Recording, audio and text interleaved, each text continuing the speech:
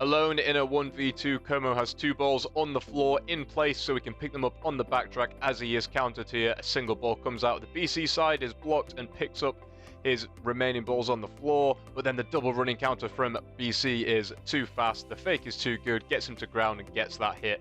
BC go up 7-5, but Manitoba will bring it back to 7-all as we jump forward here. This is the Canadian National Championships. The format of this competition confuses me, but I think the winner of this game goes through to the grand finals. Basically, that's as much as you need to know. It's a pretty big game, and as you might expect, both teams want to win it. So 7-all with 2.5 minutes left. As we see the 2-ball throw from Manitoba, BC fires back and gets a double hit onto the back. This post throw comes in onto the hands, onto the back of number 8, and that is 2-1 in favor of BC, leaving them 1 player up in this set. Jumping forward slightly here on this right hand side, single ball goes over the top of the 13 on the counter. I believe that is Tameta, number 13, making that hit against Wong, so that's going to leave Tameta on the right hand side. On the back left, we have, I think, Williams for BC on that side. And as the throw is blocked by Tameta on the right, gets the hit, the trade from Williams, and then the catch from Williams to win the set, 8-7 up. We see the single, the block from Tameta, nice and confident. This dip shot is disgusting, but he's planted enough for Williams to take that hit, and then turns for the post throw and hands on it. Huge grips, huge catch. They go 8-7 up, 1:20 left. BC in a very nice position here, but they're going to have to win this set to end it. Manitoba on the near side need this win. Quick start from Williams over the top of number 33. He does survive this one. I love that they got the speed stats for the activation there. Oh, and a lovely catch from number 3 in the middle there. From the poster, he apologizes a little bit for the celebration. Doesn't want to be cheering in his face, but at the same time, what a catch. Williams is hit out there by number 3 as well. And lovely double play there. Let's find out his name. Bend. His last name is Ben, number 3 on the Manitoba side.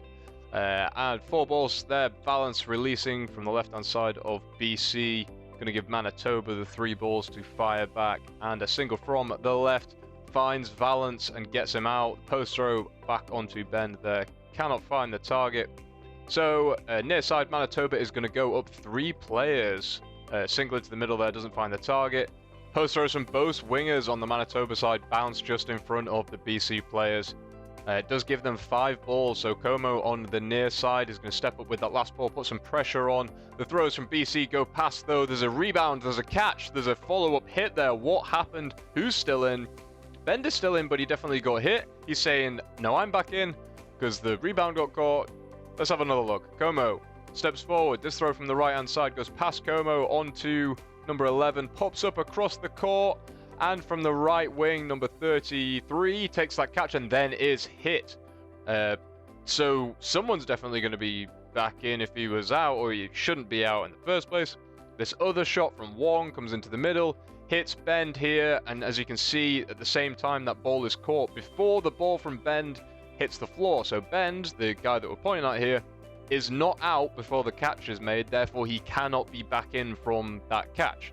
But number 11 here on the left-hand side, who is hit originally, there we see that ball pop up, he lands, inbounds, does survive, is still alive, and then touches the outside of the court. So he's out at that moment. You can see that ball has not been caught on the right-hand side. Now it has, therefore, number 11 on the left can be caught back in. So he is the one caught back in from that catch, and Bend is not back in.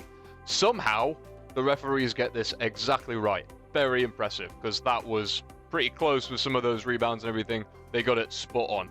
That leaves Manitoba 4-2 up against BC. 11 seconds left until we go to no block.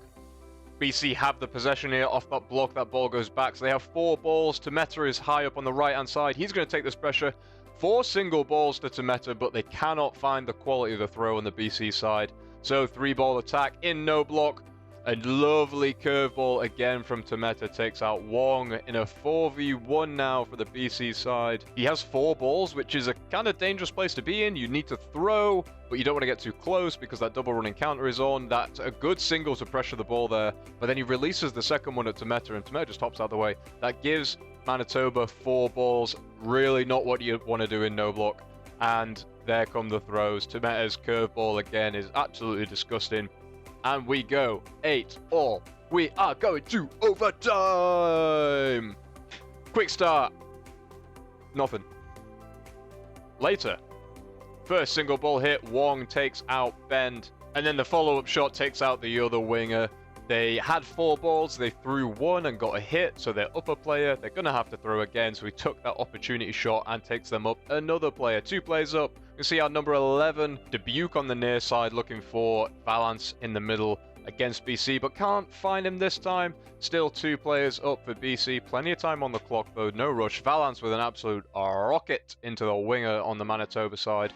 Less than a minute into this set, and Manitoba now down 3 players. Just Como, Dubuque, and Tamata left. There's a double hit from Wong onto his teammate there. 2 players out on the BC side, and suddenly, you know, 1 player down. Not looking too bad whatsoever. Single ball onto Como is blocked away. That's Williams on the left-hand side, again, of the BC with the cap on, if you can see that. We see a single from Tamata. Lovely dip shot onto Valance. Tamata's got something nasty with that go ball. That is gross to face. Lovely single from the right-hand side. Takes out Dubuque. And they're going to go up a player again. BC hold that lead. They get the retaliation again. 4 balls on the Manitoba side. Tamata looking for a nasty curveball, but can't find their feet. Post throw is sails by Tamata. And then a double post throw. Dodged low. Can't make the hit that time. BC going to stay up a player here. Williams over the top of Tamata, can't find the hit. Tamata soaking up another ball. This player is hard to hit, that's for sure. But the charge forward takes the hit against Tamata on the far side. We see the charge forward really like that, take that advantage, get in his face. He can't afford the trade, and he beats the block there. Como taking advantage of it though, and getting at least 1 hit back as his teammate is taken out. So now he is in a 1v2 for the game to get to the final. Is 47 seconds left until we go to sudden death. He's got some time to block it out, to take it nice and slow. But once he hits sudden death, the 2-ball attack from BC is going to be much harder to avoid. We can see him setting up again with those 2 balls in a nice position there. Nearly takes out Williams on the left-hand side with that beautiful shot there. Foam balls really have that ability to just keep their height. It looks like it's going to bounce really far in front, but it just stays up and is dangerous the whole way. Como takes a shot, pre-thrown his block, and then the single ball back, he knocks away. Again, he's going to set up those 2 balls just in front of the court so he can backtrack and pick them up. He loves to play in the back left corner here. You can tell he's done this a lot. Always setting up the balls in the same way, so he knows exactly where they are. 2 seconds left till sudden death. Now he's going to send one. Post throws come back in, but he blocks it out. BC not quite accurate enough to take advantage of him in that post throw situation. So now we're into no block. This is dangerous for Como because he's going to have 2 balls coming at him. So he's going to try and get a pre-throw off here. Gets it past Williams, and then the double comes in and a shot onto the foot. But did it hit that ball in front of him? If it collides with the ball, then that means that it's a dead ball and the hit doesn't count at all. Refs are going to have a discussion about this, and we're going to get a replay. Fantastic production level here, getting that instant replay. And this is the moment here where that second one comes in far too fast. We get another fast replay, so I've slowed this down a lot from this angle so we can have another look. What do we reckon? Knee and down? Yeah, ref's probably going to look at this and think, knee and down. Damn it, we got it wrong, because they call that it did hit the ball and it was dead. And then they're going to slow it down even more, and they're going to see this. That ball on the ground definitely moves as it goes by. It's stationary beforehand, but it moves as that ball goes by. I actually think it has clipped it before it's hit him, so the correct call is collision. That's my opinion. What do you think? Referees do call collision, and Como now is setting up with his 2 balls there, as he always does. He's going to send one into Williams, goes right by him. Second pre-throw cross court. The first throw comes in, round the back, sits back for the tombstone, but goes over the top.